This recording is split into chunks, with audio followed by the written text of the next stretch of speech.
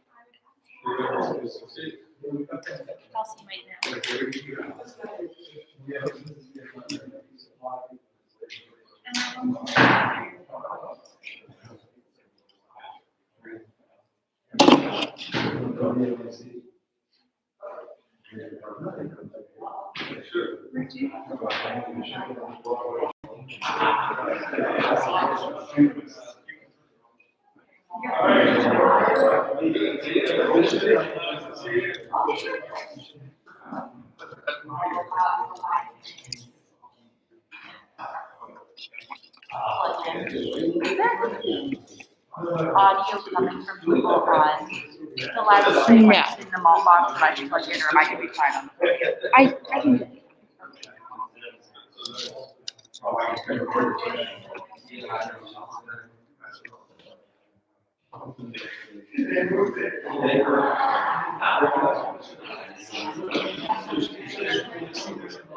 I did. I have so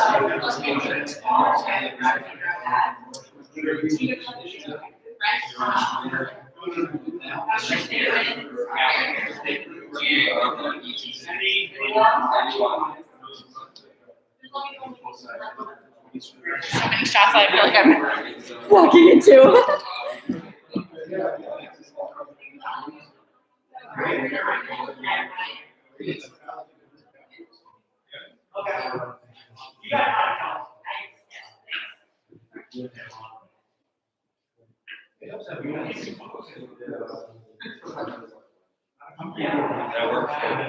Yes, thank you.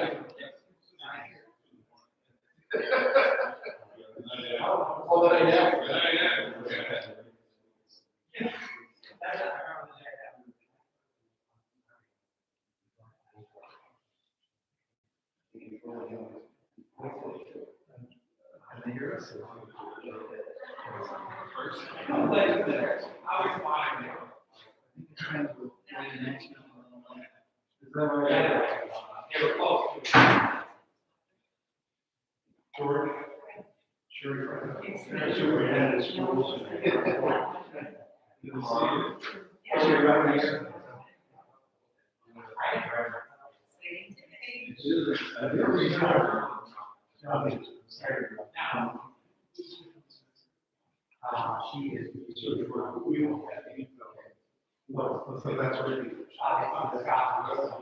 She usually also sees this one first, and she's on probably.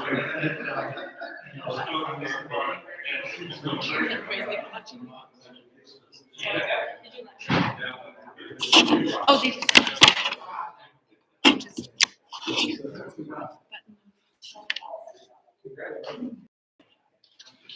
Yeah, we can.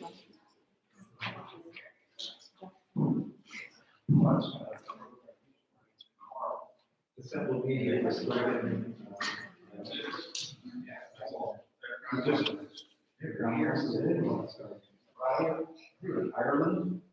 Texas, Alabama.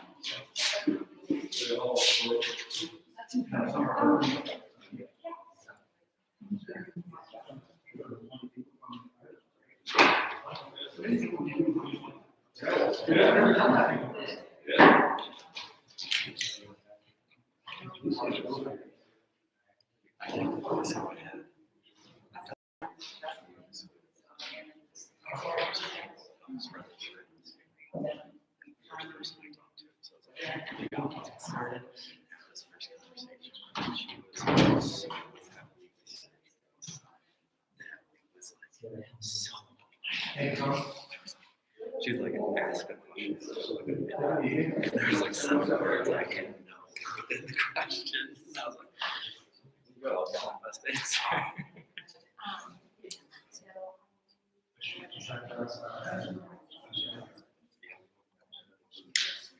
As soon as.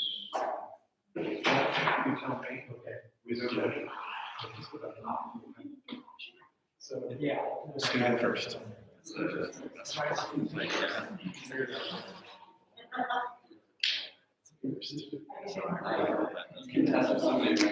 I don't think it will.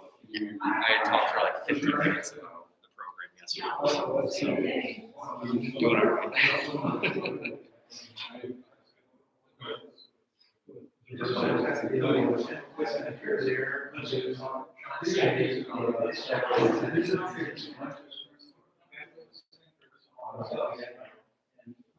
I can hear you well, Debbie.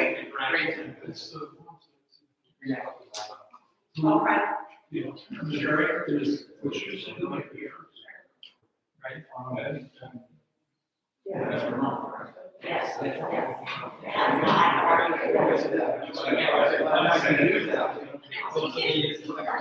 Yes. Oh, you did not? That's great, yeah. I know. Why don't you sit here?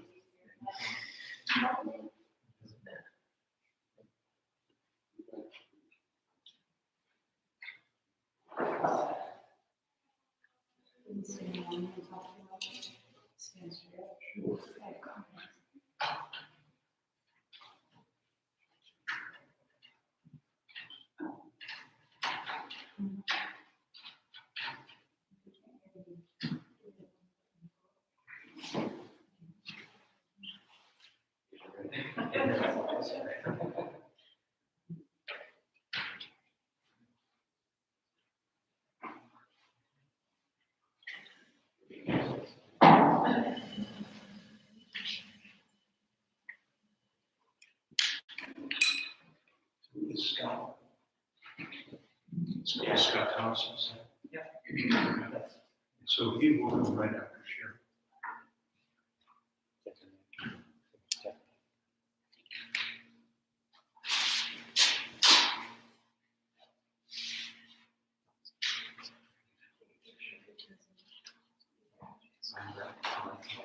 Okay, I think we're ready to go. I'm Jack Wakefield, I'm here at the meeting. So I'm going to transfer to the Great Hall.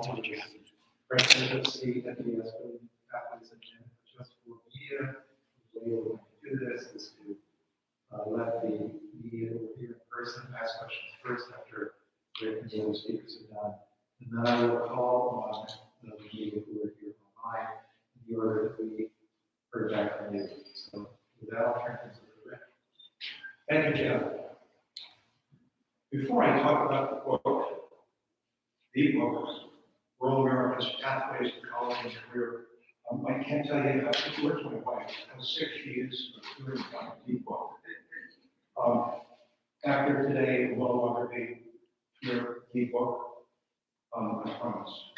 So after our first speakers have an opportunity to share their remarks, and the order will be Sherry Brannick. And Sherry is the superintendent of schools at Crown Point Central School, just 29 miles south of here. Sherry, it seemed like 29 miles when you drove up this morning? No. It was 39 miles this morning. Great schools are, no surprise, all of them, great leadership. And Sherry Brannick, again, the Crown Point superintendent, is one of the great rural educational leaders in the United States. Sherry, thank you for being here this morning. When Sherry's finished, Scott Thomas, who's over across the lake in Wilmington, will speak. Scott is the Dean of Education and Social Services at the University of Vermont. Dean Thomas wrote a section in the book on CCR advisors. Scott is one of our country's great educational leaders, and Scott is recognized as a brilliant rural education practitioner and speaker. Following Scott, Governor Pataki will speak. And Governor Pataki is someone who really needs no introduction anywhere, and certainly needs no introduction in the state of New York. The governor, who is one of the finest leaders and people I've ever met, has been an ardent supporter of education in the North Country. Thank you, Governor. Thank you. Beth Rondani is the heart and soul of Chapter 7. Beth, would you please raise your hand so people know who you are? Chapter 7 tells the story of how rural schools on the wrong side of the digital divide can successfully deliver virtual learning to students and families. Beth, who is a science teacher at Brighton Elementary School in Vermont's Northeast Kingdom, stepped up last spring to make sure that none of her students and none of their families were left behind. Because of Beth and her colleagues, people like Belinda, who's in the back of the room, because of them, kids in the Northeast Kingdom thrive. Beth, thank you. Brett will comment. Brett, would you raise your hand, please? Brett exemplifies the best qualities of an up-and-coming educational leader. And I'm thrilled to report that Brett, who spent the last 2 years as a CFES fellow, has agreed to lead our North Country Brilliant Pathways program. Following our remarks, Beth and Brett and others of us here will be available to answer questions. Finally, I want to recognize John right now. John, would you raise your hand, please? John wrote Chapter 7, and I'm a little bit upset with John because most people are saying that Chapter 7 is the best chapter in the book. John tells the story about how rural schools can and are currently harnessing technology. The information that John provides in Chapter 7 is a gateway to the future, especially as we consider what the pandemic has done to forever change how kids learn and how teachers teach. John, thank you for being here, and thank you for the extraordinary job you did with Chapter 7. Let me begin by telling you why I wrote Rural America's Pathways. CFES has a deep commitment to rural schools. We have a deep commitment to rural students and to rural communities. CFES obviously is based in a rural community, but that's not by chance. We're here because we want to make a statement as the only national organization that focuses on college and career readiness that's located in rural America. We care deeply about rural America. CFES pays attention to rural America, and we want others to pay attention to what's happening to young people and their families in small towns. After all, 20% of America's children live in rural communities and go to rural schools. So that's why I find it unconscionable that only 3% of America's philanthropic dollars go to rural schools and communities. It's the same old story. Rural America is forgotten. When I wrote the book, I saw firsthand how little research and scholarly work focuses on America's rural schools. The ratio is about 20 to 1. 20 articles about urban schools, 1 article about rural schools. And it's not that urban schools don't deserve it. It's time for us to wake up and recognize rural America and rural education. What's particularly difficult about being forgotten is that there's not enough help for rural America. We're talking about dollars, we're talking about people, we're talking about investment in role models. Compounding the situation is the fact that rural students already face so many challenges. Although rural kids are more likely to graduate from high school than their urban peers, rural students are less likely to attend college and far more likely to drop out once they get there. This is trouble for all sorts of reasons, not the least of which is the fact that jobs go to places where there are skilled, educated workers. Consider also these troubling facts. Rural kids are the likeliest group to grow up in poverty. Rural kids experience poor health outcomes. And rural kids are most likely to fall victim to alcohol and drugs. And even life expectancies for rural children is far less than for their urban peers. But despite these disturbing facts, there are many encouraging signs in rural schools and in small towns where those schools exist. Rural America's pathways to college and career is not a doom and gloom book. It's about hope and inspiration. It's about what rural America can be. It's a call to action. The book captures the best practices that CFES has seen and the lessons we've learned over the last 30 years by working with 500 rural schools in 38 states across our country.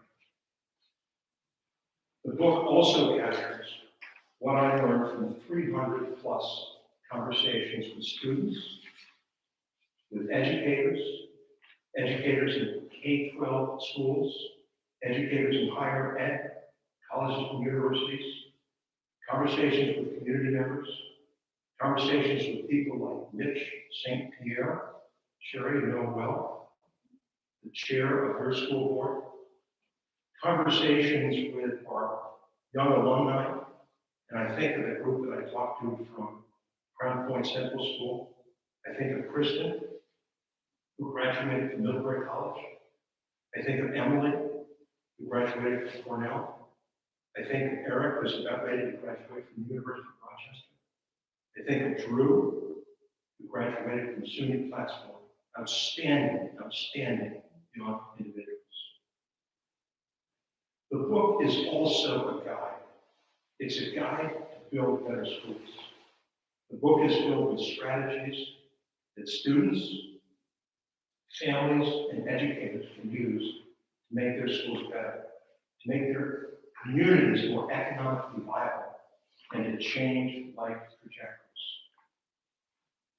16 months ago, I drove down to Crown Point for one of my first book interviews. I met with Sherry and her principal, Tara Spalding. I learned how Harvard and SUNY Albany were studying Crown Point because of their success in overcoming great odds. I asked Sherry and Tara that day. I asked them if they could lift up a struggling school in Mississippi or Oklahoma or Maine. They didn't blink. They didn't hesitate. They said, absolutely. That moment was an aha moment for me. I realized right then and there that we needed to transport what we learned to help other schools, students, and communities. I believe that the book can help rural schools transform themselves and in so doing lift up their communities. And that's why we decided to launch the North Country Brilliant Pathways program.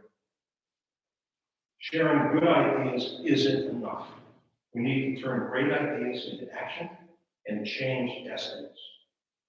That's why CFES is committed to raise $1.5 million to work with 20 schools in northern New York and schools across the state of Vermont.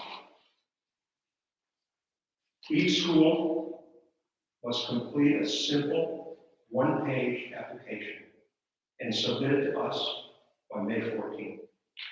If a district has 2 schools or 6 schools, each one of those schools can apply. We'll select 20 schools based on community need and the school's commitment to change the status quo. We'll announce the names of the 20 schools on June 1st, and we'll officially launch the North Country Brilliant Pathways program the next day. Our vision for the North Country Brilliant Pathways program is to create a national model of excellence that will inspire and ultimately lift up not just 20 North Country schools, but hundreds of other schools across rural America. Let me turn the podium over right now to Sharon. Thank you.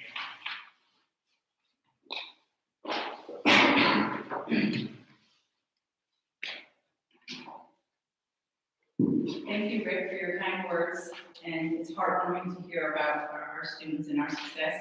Never have we heard some of those words before, so it's an awesome day to hear all those good things at one time. So good morning. As Rick said, my name is Sharon Brennan, and I'm the superintendent of the County Central School. I'm honored to have this opportunity to share with you the impact that partnering with College for Every Student for more than 20 years has had on our small rural district. The remarkable effects of our relationship has created an undeniable school culture, which has helped break the barriers of low socioeconomic status, broadened our horizons, and brought our students to previously unknown brilliant pathways. Our unending commitment to foster a kid-centered culture with values of trust, respect, and empathy are in the forefront of our success. The CFES model of core practices that includes mentoring through real-life firsthand experience, building essential skills of goal setting, teamwork, leadership, networking, perseverance, and agility, and creating pathways to college and career readiness are ingrained in our students and practiced daily at every level from pre-K to grade 12. Consistent messages and adherence to the mission and visions is of utmost importance. With support from their vast networks, CFES has hosted regular activities at Counseling School. Our leadership team and CFES scholars plan activities and implement programs throughout the year. These include Cancer Mentors, Senior Buddies, college visits, college and career fairs, alumni panels, essential skills work, and service projects, to name a few. Using strategies, values, and rigor, Crown Point was named a national model school for achieving exceptional results. With great pride for all we do together, we have also earned a designation as a CFES school of distinction for the past 10 years. Opportunities. This is what Rick Dalton, Tara Smith, and our CFES leadership teams have created for our students. Middlebury College Mentors, Aviation Day with Southwest Airlines, the Dental Quest program, creating STEM labs, and working with a CFES fellow are just some of the opportunities CFES has brought to us that have had a profound impact on our students. This partnership brings to rural schools what we cannot go get on our own. For that, we are forever grateful and look forward to what the future brings. Our successes with CFES programs have helped transform us from a low-performing, school in need of improvement district to one studied by the University of Albany and Harvard for beating the odds. We are a proud member of CFES and appreciate the perseverance of Rick Dalton for creating foundations for excellent schools so many years ago that has brought Crown Point Central School, a little school that could, to college and career readiness and beyond, a brilliant pathway for rural schools indeed. Thank you. Our next speaker is Dean Scott Thomas over in Burlington. Scott, good morning, and thank you for being here with us. Good morning, Rick. It's my honor. Congratulations on the book. And if Karen thinks she's heard the end of the book, we know better, right? Fantastic effort, and it's just a delight to see it in print. And thank you for the opportunity to say a few words about our partnership and our role in the importance of this book and the work we see at CFES. Like many areas of the country, in Vermont, we tend to focus on what appears to be unique social factor of oral education character in the state. We, in the college and in our programs, train educators, social workers, counselors, We emphasize place-based experiential approaches to our problems. We place the local and regional community at the heart of learning and educational programming. We bring immediate relevance to issues at the heart of community identity. These are all central features of our approaches to understanding world problems and trying to address some of the core drivers of the challenges that rural areas face. These place-based approaches play on the importance of the uniqueness of each community we serve. We also recognize, though, that morality is a common feature in our ever-increasingly connected international landscape. Acknowledging this, we've developed a wide-ranging network of international investment partners that help us reveal the many ways in which the value of local community and rural settings is actually a global phenomenon. CFES is one of the University of Vermont's most highly valued partners in this work.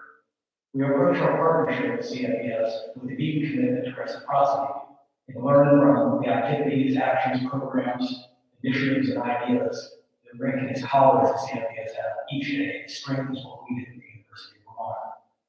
We're grateful that this partnership will enable more rural students to continue their education and expand their impact in their communities across our states. As the Dean of the College of Education and Social Services, I know firsthand one of the surest ways of strengthening schools, families, and communities is through partnerships like the one we have at CFES. We find that graduates in the field of education, social work, and counseling are more likely to return to their communities than graduates from other fields. The occupations tied to these fields are vital, durable, and central to the health and vitality of our country's rural character. I applaud Dr. Dalton for providing such a clear and compelling blueprint of rural America's pathways to college and career. While the contributions of his writings alone are impressive, what makes this all more powerful is his taking the next step to help all of us move from blueprint to building through the North County Early Pathways Initiative. Dr. Dalton and CFES are helping us understand the power of 3 core practices and cutting-edge strategies that are shared in rural America's pathways to colleges and careers. Rick, as you said earlier, turning great ideas into action and shaping destiny is what we're all after together. The University of Vermont and the College of Education and Social Services are honored to have this important opportunity to participate in the national model of excellence in rural education success and improvement. I commend rural America's pathways to college and career to you most highly, and I invite your interest in participation in the North County Early Pathways Initiative. Thank you for your time, Rick, and congratulations. Thank you so much, over the top. Again, thank you for being here this morning.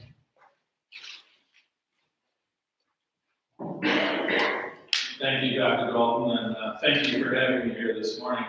And let me say how excited I am about the CFES, the Readiness Pathways opportunity that has been created for these 20 districts here in the North Country of New York and Northern Vermont.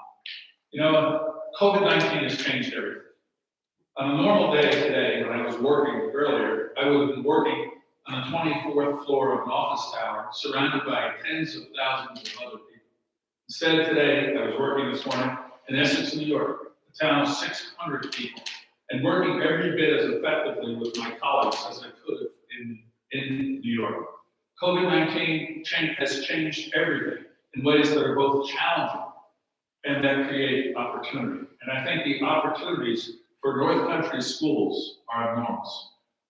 Nothing is going to change more because of the COVID-19 experience than higher education. Education in general. Parents today are grappling with what happens in the fall. What will our child do? Where should they go? How will they learn?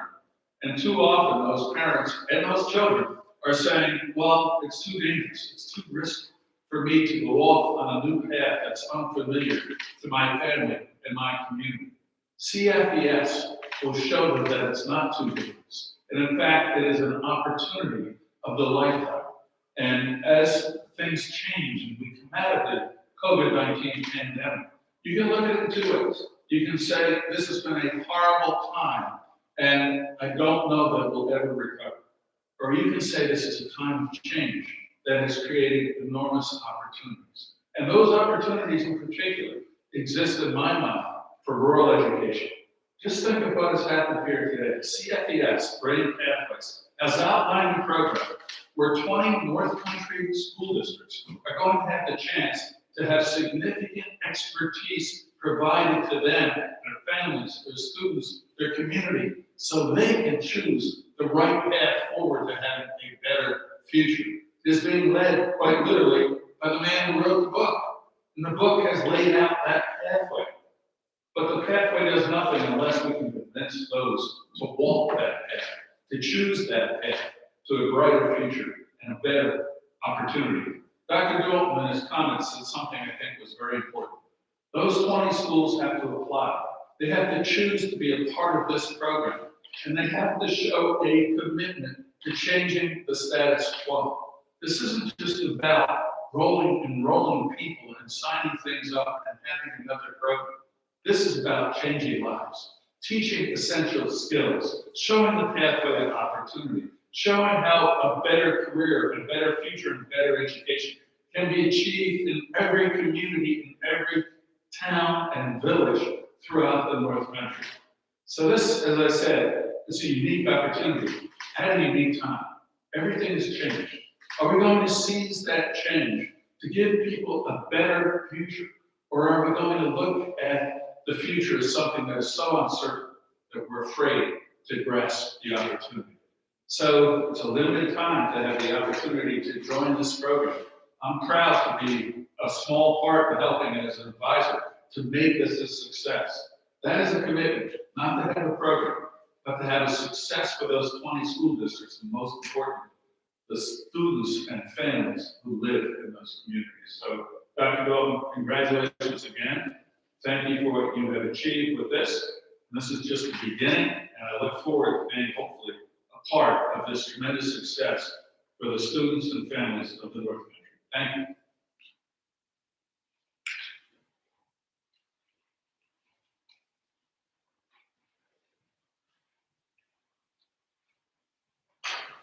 Okay, we're going to go to the media question part of the press conference, and just remind media again that the two people who are up here who didn't speak and what kinds of questions they can address.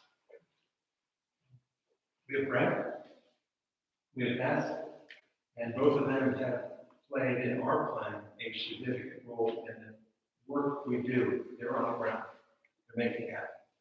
Brent is the director of the program, and he will be the director. Yes. Yes. Okay, good. So what I'm going to do is call on the media who are here in person to ask questions first. And I guess if you could come, if it's not too inconvenient, a little closer to the microphone so that people online can also hear you. That would be great. Whatever you can. And then I'll get to the online ones. I guess the first question is, how does someone apply and then to the in and the one Maybe I'm going to ask you to come up here with me. And repeat the question, maybe. So The question is, how do schools apply? And if you go to our website, you'll see a link to an application. There's a description, and of course, right over on that table, we have a case statement of the North Country Pathways Program. And it outlines what we will provide schools, and then it outlines where the application is. We think we have some applications as well. But Brett is taking the lead, and Brett is comes to us as a wonderful scholar at SUNY Glasgow, but he was also an All-American at Glasgow. So he understands recruiting schools. He understands winning and helping schools and students win. We are so happy that you have this program here. Yeah, the application process is being circulated via email and phone call to all the schools that qualify for the program. In addition, like Rick said, it is on our website. The application is a very short 3-question application. It's a Google form, so nothing has to be printed out. It is all can be submitted online right from that email. So. and you do get, say, more than 20 applications here, I was thinking of pictures of 20, or anything particularly you're really looking for to stand out from the schools that would be selected? Yeah, I think Rick said it perfect. It's schools that are committed to changing the status quo. And through that application, that provides opportunity to express how you're going to change that status quo, how you're going to commit to that opportunity. The application talks about targeting specific students and how that will work, and then how the program will work in every school, because it's going to look different in an elementary school as it would in the middle or high school, and all schools are offered to be part of the program.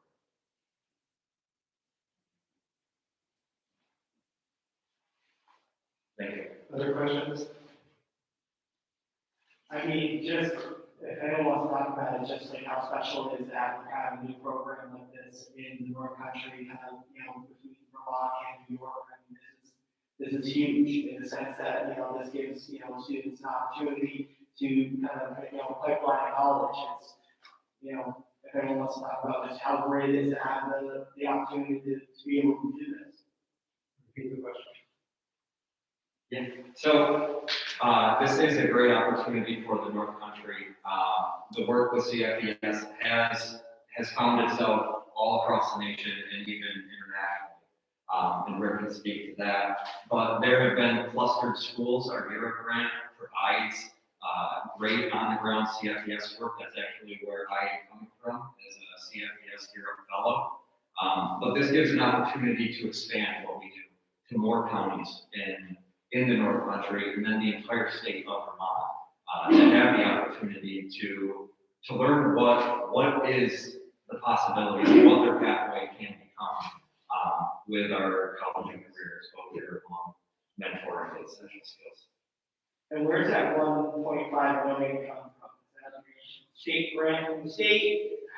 Fundraising? Over on my right is Karen, who happens to be my wife. She is the vice president for development. So you would be better when you answer that question. So you need to. So. Make sure there. So that the money, the grant, the 1.5 million that we intend to raise we're already deep in the process, and we've identified a number of national, regional, and then local resources. And so it's a process, development's a process, and we've got some commitments, but that's my job, that's what I do. So, as an organization, it's all hands on deck to make this happen. So we've done it before, we'll do it again. And if need be, we have a reserve fund, and we will tap into that reserve fund. This program is going to happen, and we are going to raise that money.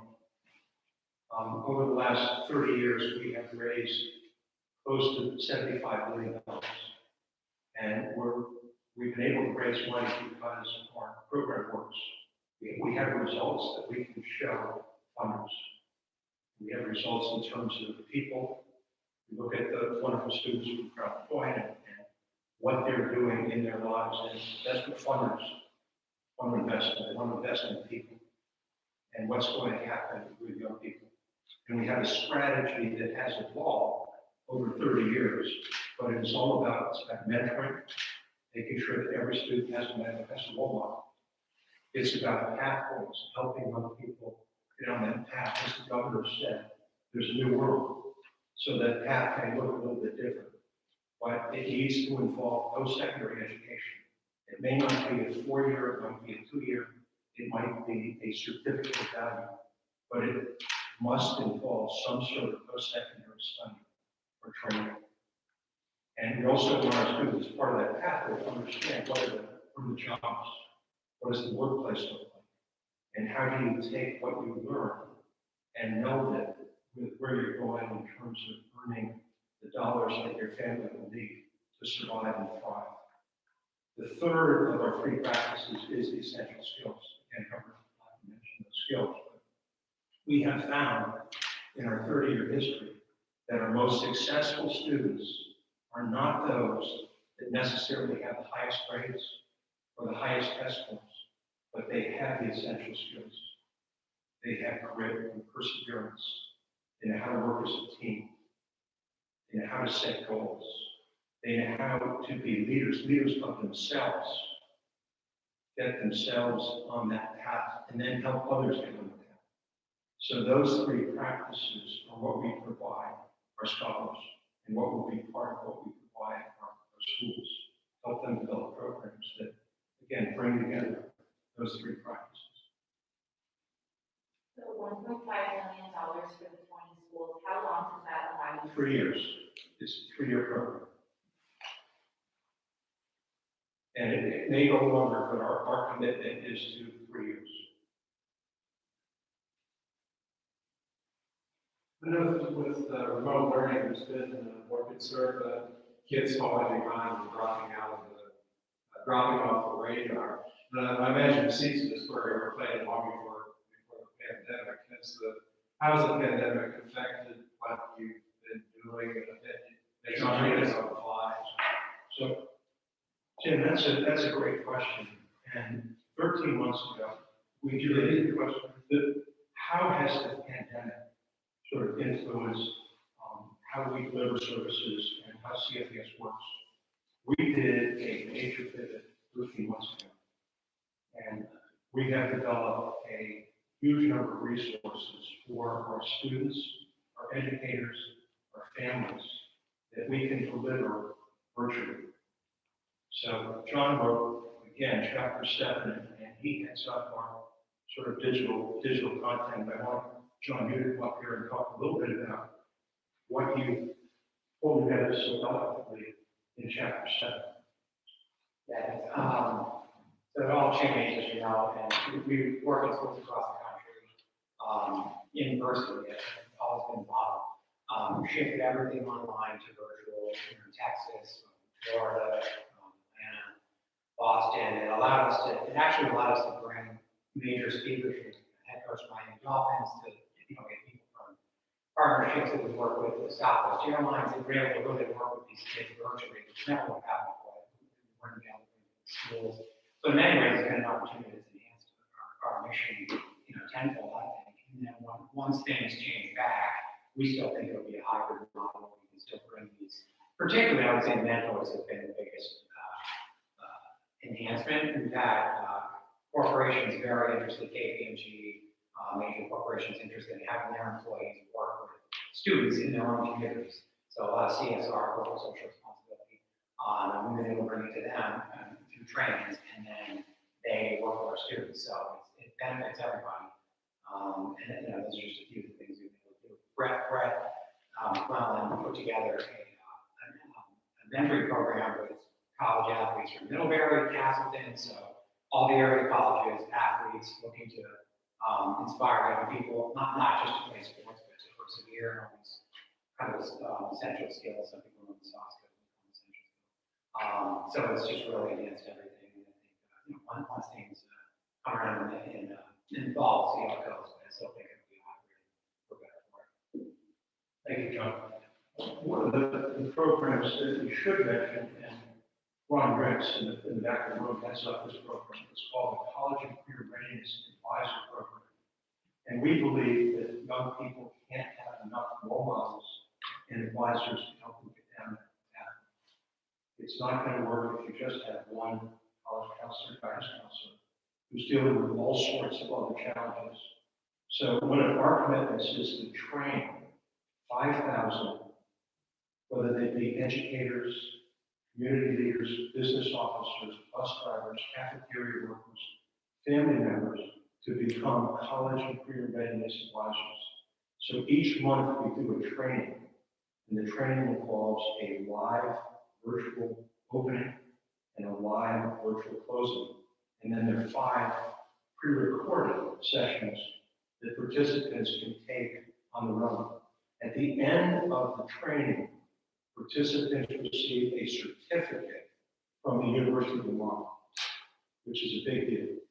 And they get 10 professional development hours. We begin our April CCR training tomorrow at 2 o'clock. We have almost 100 people signed up, and they are from Dublin, Ireland, all the way to Honolulu. So we span 10 time zones. And that's the silver lining of the pandemic, being able to reach more people. And I credit the team that I'm a part of, those who lead me for making this happen. Our team stepped up and figured out not only what are we going to do, how can we deliver our services, but how can we get better? Because the needs are greater, and we better be better at what we deliver. And the CCR advisor training that Ron leads is a prime example of that. Thank you, Ron, and thank you, team members, for what you've done. Because what you've done in the last 13 months is extraordinary.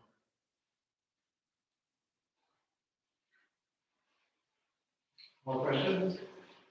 So we're going to go to the online portion now and start with April Martin at the pre-press. Hi, yeah, I have two questions. My first one is a pretty easy logistical one.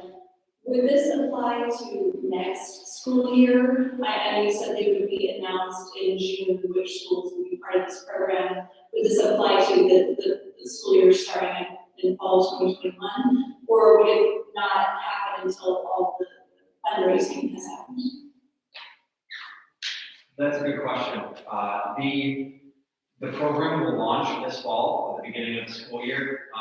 Like Rick said, the funds, if need be, that aren't raised immediately or at the beginning of the school year, we'll be able to provide the funding to get the program off the ground. And then for the 3 years, all schools chosen on June 1st will participate in the program. Okay, great, thanks. And then my second question real quick, I don't see Dean Thomas still on the line, but I just wanted to know what is the involvement with the University of Vermont? And I know that you did mention how they're certifying the college and career advisors, but is there something else specific that UVM is doing to participate in this program? Rick, do you want to talk about how UVM has partnered with us? The level and depth of our partnership with the University of Vermont covers many years and thousands upon thousands of students. I should mention that a partnership that the University of Vermont set up with a school in the Bronx that grew to 5 schools was led by and launched through College for Every Student. There are 400 young people from the Bronx who have graduated, have UVM degrees because of this partnership, including people who work now in our organization. The North Country program will involve certainly mentors from UVM, student athletes, faculty, staff, exposure to University of Vermont. One of the things that we do is get young people on college campuses. We know, for example, with our rural kids, that the further you live from a college or university, the less likely you are to attend college, get a degree. So we do everything we can to get young people virtually and in person on college campuses and expose them to faculty, students, administrators, and that will be part of what I know UVM will contribute. There will be many, many ways that the University of Vermont contributes in this North Country program.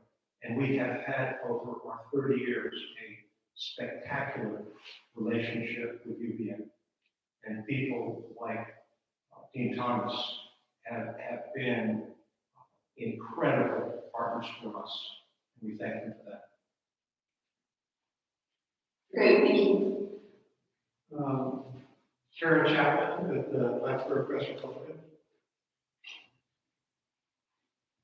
Yes, thank you. I was looking at the program profile and I noticed that each of the participant schools is going to be paired with an urban school. And I was wondering if you could just talk more about what that partnership is going to entail, what the partner schools are going to be about that. Yeah, thank you. In rural communities, the lack of diversity that is found is something that contributes to early dropout college rates for students from rural communities. So the partnership that is going to provide the diversity that is not seen in these rural communities, and it's going to give insight and preparation into a college pathway that, you know, when you get on a college campus, you're finding often a very diverse community. For rural students coming from a non-diverse, that's a big challenge. So this partnership is going to provide mentorship. You know, there's going to be peer-to-peer mentorship within this. There's also going to be just insight into how a day-to-day life differs and is also similar in an urban community compared to a rural community. And I think those insights are going to provide students and staff a great opportunity to learn more about, the United States and college and career pathways. Thank you. Yeah, thank you. Do we have the as independent here?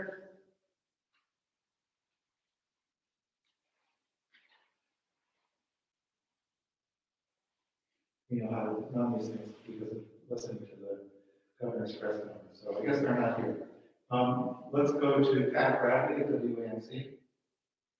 Hi, I'm a little bit curious about the funding for this. I'm curious why, I know that $1.5 million is a bit of a heavy haul, but you mentioned the reserve fund, and being able to tap into that. So why did you decide to cap it at $1.5 million and 20 schools? Why not go for more money and more schools, since the need is so great? But I want to thank you for joining our development committee, first of all. Yeah, we saw 20 schools as doable, and it would be something that we could, where we could tap into our reserve fund without an issue.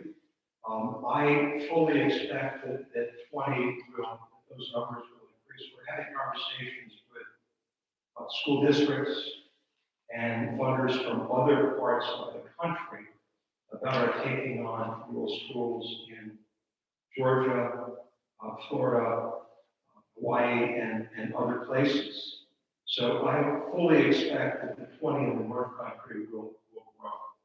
But we wanted to not overpromise and underdeliver, but come up with a number that was unquestionably doable, where we could be successful in hitting those target numbers, those target dollars. You mentioned talking to some of those other states. How do you mean is this program, as you launch it then? Well, this program is unique in that it's 20 and there's certain things that we can do here in the North Country because we have such strong partnerships with colleges and universities, businesses, and other entities. In other parts of the country, we may have some of those partners already, and we may have to find those partners. But the model will look the same. It is the three practices that we talked about earlier, and how we apply those three practices depends in part on the particular culture and needs of school. And you mentioned that the schools need to apply fairly soon for this. What's the geographical limitation? Is it just northern Vermont, or say somebody from southern Vermont, or down in Albany, Connecticut, region wanting to get involved? Are they excluded from it? The answer is no to that. So it's the entire state of Vermont, and it is the Adirondacks on up to the St. Lawrence Seaway, as far west as Herkimer County, and as far south as the Tri-Cities. So it's a large geographic area, and we are being inclusive in terms of geography. Thank you, Rick. Thank you, Pat. Courtney Kramer, channel 4422. Hi there. I'm wondering, as the program gets underway this fall, what's the vision? Is it to, up that college enrollment number of specific once the program's underway? Yeah, great question, and the easiest answer for that is the program's initiative and their goal and vision aligns exactly with CFES mission and vision.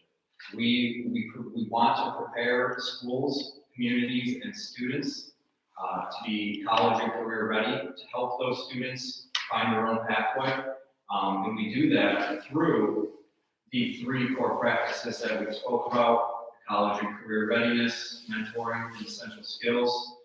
I think when we talked about the shift to virtual and hybrid, I think that's going to be a big part of our vision, really connecting students from all over the northeastern part of New York and Vermont with mentors or career and college pathways that are, not only within their community, but outside their community as well, and things that they have yet to been exposed to, giving them the opportunity to be exposed there. And again, the ultimate goal is for those students to become college and career ready, find their own pathway towards secondary education, post-secondary education. Thank you. Tim Quiston, Vermont Business Magazine. Thank you, Jeff. Dr. Dalton, you had your opening remark. First of all, that in your opening remark, you had some grim data on the prospect of students in rural areas. And it struck me, is this something that's been getting worse? Setting 2020 aside, of course, over the last couple of generations, that is, our expectations as a society, things get better. But it kind of sounds like things are getting worse in rural areas for these students. Great question. The numbers have gotten worse in the last 20 years. 30 years ago, if we had talked about struggling students, all of us would have thought inner city. And that has, the problem is now we're still thinking, too many of us, urban inner city. But challenges in urban communities have gotten more difficult. And it's there are a couple of chapters about this, and there are all sorts of reasons. There's a distrust in many rural communities with higher education. And some of that has been brought on by colleges and universities themselves. Obviously, costs are a huge issue. Think about young people going to 4-year universities. Most kids have to take on loans, and a young person with a loan has to obviously pay off that loan. And it's difficult to return home if you live in a rural community and find a job today that will pay you enough that you can pay off your loan. There are all sorts of exceptions to realize, so I'm talking in general terms. And just as one sort of exchange has caused the relationship between communities and higher education, certainly families in higher education, to grow increasingly sour over the last 20, certainly 10 years. If you look at numbers or percentages of families that want their kids to get a 4-year degree, you will see, if you look again at rural communities, that there are fewer families in these communities that want their kids to get a degree because of costs and other factors as well. Again, it's a large challenge. It's not any one thing, but yes, things have gotten worse for rural America. And that was an impetus certainly to write the book, to look at the problem. Having said that, there are all sorts of successes, inspirational people and activities, programs that are taking place in rural America that counter the general and the statistical move toward distrust of higher education. and what the attendant fallout from